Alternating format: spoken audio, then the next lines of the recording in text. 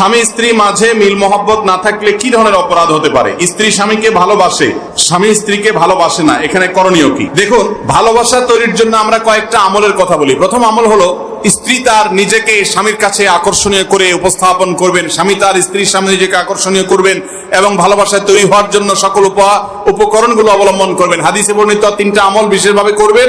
সালাম আদান প্রদান করবে বেশি বেশি, অগোচরে দোয়া করবে, হাদিয়া উপহার বিনিময় করবে। এগুলোর মাধ্যমে পারস্পরিক ভালোবাসা তৈরি হয়। স্বামী স্ত্রীর মধ্যে যদি সম্প্রীতি না হয়, আল্লাহ নারাজ হয়, অসন্তুষ্ট হয় এবং শয়তান সবচেয়ে খুশি হয় কিসে জানেন? সহিহ মুসলিমের একটা হাদিস শুনেন। নবী করিম সাল্লাল্লাহু আলাইহি সাল্লাম বলেছেন, শয়তান তার আরশ, তার সিংহাসন পানির উপর রাখে এবং তার সদস্যদেরকে ছেড়ে দেয় আকাম করার জন্য, শয়তানি করার জন্য, মানুষকে দিয়ে গুনাহ করানোর জন্য। এক একজন এক এক গুনাহ করে এসে যখন শয়তান বড় শয়তানের কাছে হিসাব দেয়, বড় শয়তান তখন জিজ্ঞাসা কি করে আসছস? একটা বলে একজনকে খুন করাইছি আমি। শয়তান বলে ওকে, আর কে? আরেকজন বলে যে আমি একজনকে দিয়ে জেনা করাইছি। আরেকজন বলে আরেকটা আকাম করাইছি।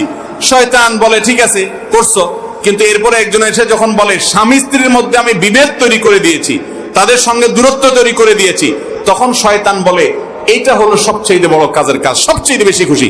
সহিহ মুসলিমের হাদিস, নবী সাল্লাল্লাহু আলাইহি ওয়াসাল্লাম থেকে বর্ণিত। তাহলে বোঝা গেল স্বামী স্ত্রীর মধ্যে যদি সম্পর্ক নষ্ট হয়, দূরত্ব হয়, সবচেয়ে খুশি হয় কে? শয়তান। অতএব স্বামী স্ত্রীর মধ্যে কোনো বিষয় মনোমালিন্য হতে পারে, কিন্তু সম্পর্ক নষ্ট করবেন স্থায়ীভাবে বা দীর্ঘমেয়াদী, এটা জায়েজ নাই।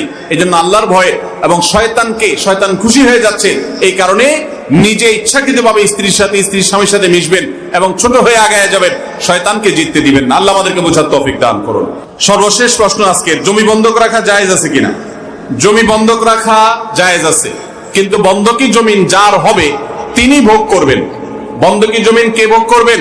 যার জমিন তিনি ভোগ করবেন। আপনি বন্ধক রেখে তাকে টাকা দিয়েছেন, তো এই যে তাকে টাকা দিয়েছেন আপনি জমি বন্ধক রেখে, এই জমিটা আপনার কাছে থাকবে গ্রান্ট হিসাবে, যদি সে টাকা নিয়ে গড়িমসি করে, যাতে আপনি সেটা পরিশোধের ব্যবস্থা করতে পারেন। কিন্তু তারটা সেই ভোগ করবে, আপনি ভোগ করলে সেটা জায়েজ হবে না। কিন্তু আমাদের দেশে সবাই ভোগ করে, এটা না জায়েজ।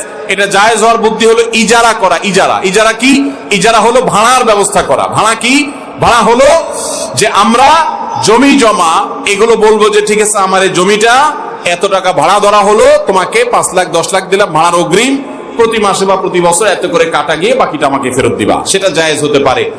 আর ওই আপনার দিয়ে কি বলে এটাকে, এই বন্ধক দিয়ে, তারপরে টাকা দিয়ে বন্ধক রেখে জমি, সেটা ভোগ করা জায়েজ নাই। কিন্তু এটা আমাদের দেশে বেশিরভাগ মানুষ আমল করে না। বিবাহিত পুরুষরা স্ত্রীর ভালো সুপারিশ ছাড়া জান্নাতে যেতে পারবে না, কথাটা কতটুকু সত্য? দেখুন, এই হাদিসকে অনেক মহিলারা চান্স হিসাবে নিছেন। নবী সাল্লাল্লাহু আলাইহি ওয়াসাল্লামের একটা হাদিস হলো যে খায়রুকুম লিআহলি, তোমাদের মধ্যে সবচেয়ে ভালো মানুষ সে যে তার স্ত্রীর কাছে ভালো। অর্থাৎ যার স্ত্রী বলবে না আমার স্বামী মানুষটা ভালো, তার মানে তার আচার আচরণ, ব্যবহার, আখলাক, এগুলো দিয়ে যদি স্ত্রী অসন্তুষ্ট না হয়, স্ত্রী যদি মনে করে যে না আমার স্বামীটা ছাড়ার মতো না, গালিগালাজ করে না, দুর্ব্যবহার করে না, এটা যদি স্ত্রী বলে, তাহলে এগুলো আসলেই ভালো। অনেক মানুষ আছে বাহিরে খুব ভালো, কিন্তু বউয়ের কাছে এসে অনেক বাজে ব্যবহার করে, এই লোকটা আসল ভালো না। এটা নবী সাল্লাল্লাহু আলাইহি ওয়াসাল্লাম বুঝাতে চাইছেন। এখন কেউ যদি মনে করে, কোনো মহিলা যদি মনে করে যে চান্দু তুমি আল্লাহর কাছে ভালো হওয়ার জন্য আমার সার্টিফিকেট লাগবে, তাহলে এবার তুমি আমার শাড়ি, চুড়ি, টাকা পয়সা, ডিমান্ড, চাইনিজ, বাদাম, বুট যা যা আছে এগুলো সব হাজির করে, নাহলে কিন্তু আমি সার্টিফিকেট দিব না। এই দুর্নীতি করে সার্টিফিকেট আটকাইয়া বরং বউটা ধরা পড়বে, স্বামীকে আটকাইতে পারবে না। এগুলো তো দুনিয়াতে চেয়ারম্যান, মেম্বার, কমিশনার, জনপ্রতিনিধি, পুলিশ অফিসার, প্রশাসনিক কর্মকর্তা, পাওয়ার হোল্ড করে, এরকম যারা আছে তাদের মধ্যে যারা দুর্নীতিবাজ তারা এগুলো করে। এখন কোনো বই যদি বলে ঠিক আছে ওই কমিশনারের কাছে চাকরির সনদপত্রের জন্য টাকা দেওয়া লাগে, আমাকেও চাকরির সনদপত্র নিতে হলে শাড়ি দেওয়া লাগবে, চুড়ি দেওয়া লাগবে, টাকা দেওয়া লাগবে, তো এই 2 নম্বরই করে আপনি আটকাতে পারবেন না। এটা তো আপনার মুখের কথা, আপনার ভেতরের কথা কিছুগুলো দেখার বিষয়। ভেতর থেকে যদি বলেন যে না আমার স্বামীটা আসলে মানুষ হিসাবে খারাপ না, আলহামদুলিল্লাহ, তাহলে আপনি আল্লাহর কাছে ভালো।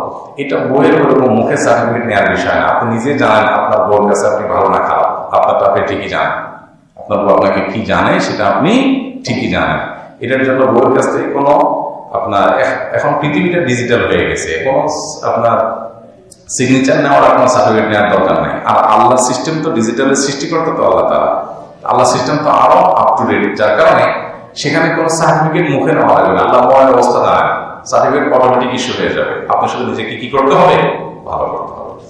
স্বপ্নে দেখলাম হাত থেকে কোরআন পড়ে গিয়েছে, এটার ব্যাখ্যা কি? স্বপ্নের ব্যাখ্যা সম্পর্কে আমি বিশেষজ্ঞ নই এবং এটা আমার সাবজেক্ট না। তবে কোরআন থেকে দূরে থাকা, বিচ্ছিন্ন হওয়া, এটা আমাদের ঈমান এবং তাকওয়া দুর্বলতার লক্ষণ। বিধায় এরকম কিছু যদি দেখি আমি, তো আল্লাহু আ'লাম তার ব্যাখ্যা এমন হতে পারে যে আমি কোরআন থেকে দূরে আছি, অতএব কোরআনের আরো কাছাকাছি যাওয়া দরকার, কোরআন শুদ্ধ করা দরকার, বোঝা দরকার, আমল করা দরকার। তাহলে ইনশাআল্লাহ বিদ্যা সেটা আমার জন্য উপকার বয়ে আনবে। অনেক লোক আছে আমার কর্মস্থলে, তারা দেখি ওই রকম কাজ টাজ করে না। আমি কাজও অনেক সঠিকভাবে করি, আবার সময় পেলে তারা ফেলাস খেলে। ফেলাস খেলা কি আবার? হ্যাঁ, যাই হোক, নেশাদ্রব্য পান করে। আল্লাহর রহমতে আমি এগুলো থেকে বিরত থাকি, কিন্তু বছর শেষে বেতন বৃদ্ধির সময় আমার কম বাড়ে, তাদের বেশি বাড়ে।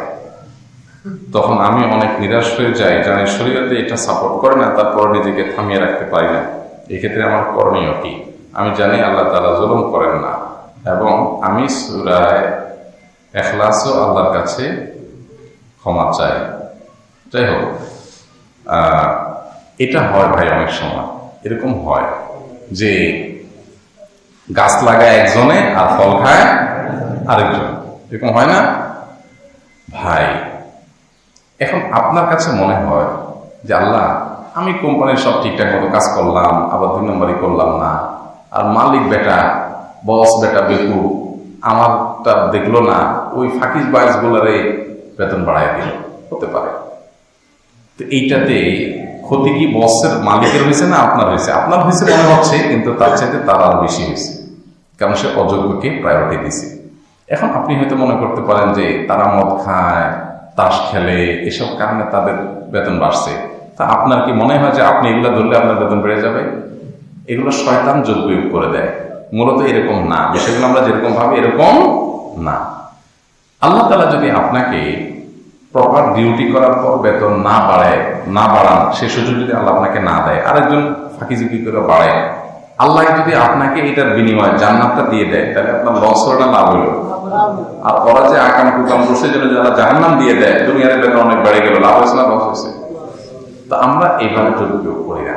এটা তো আখিরাতের বিষয়। এবার আসলে দুনিয়ার বিষয়। দুনিয়ার নগদে অনেক সময় দেখা যায় যে মানুষ সততার সাথে চলার পর মানসিক প্রশান্তি থাকে না।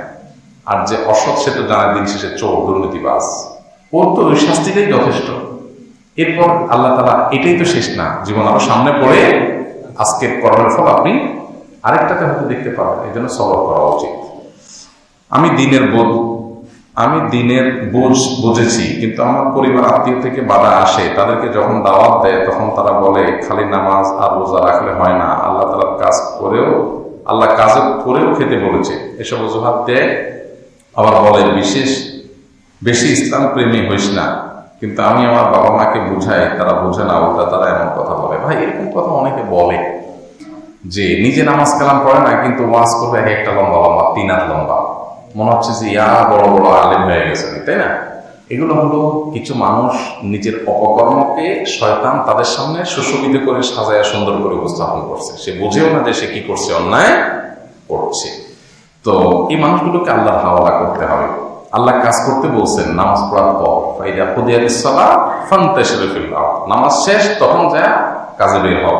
নামাজ ছাইড়া কাজ করতে আল্লাহ তাআলা বলেন নাই, কারণ পশু পাখির নামাজ কালাম নাই, আমাদেরও নামাজ কালাম নাই। ওরাও কাজের জন্য সারাদিন খাওয়ার পিছনে দৌড়ায়, আমরাও দৌড়ে গেলাম। পার্থক্য কি হলো?